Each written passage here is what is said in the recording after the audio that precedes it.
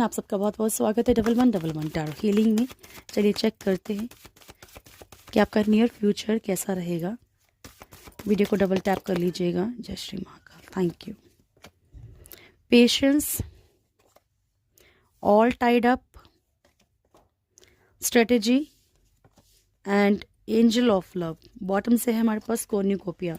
ईश्वर कह रहे हैं कि अगर आप अपनी ज़िंदगी में फ्रूटफुल रिजल्ट चाहते हैं किसी भी चीज़ में, चाहे रिलेशनशिप में चाहे प्रोफेशनल लाइफ में, तो आपको पेशेंसली चलना पड़ेगा। ठीक है, नियर फ्यूचर में यस आपका जो भी आपको रिजल्ट मिलेगा वो बड़ा ही अच्छा रहेगा। अगर आपके साथ अभी इस टाइम पे कुछ पेनफुल भी सिचुएशन चल रही है या आप अपने आप को सिचुएशन में बहुत ज़्यादा बंधा हुआ महसूस कर रहे हो, तो ईश्वर कह रहे हैं कि थोड़ा सा पेशेंस रख के चलिए। बस हो सकता है कुछ लोगों ने काफ़ी वक्त से प्रॉब्लम्स झेल रहे हैं, लेकिन थोड़ा सा ठीक है, स्ट्रेटेजी प्री प्लान होके चलिएगा। अपने अंदर में जो भी एक आप खुद एक एंजल ऑफ लव के, ठीक है, तो अपने आप को पहचानिए। जय श्री महाकाल।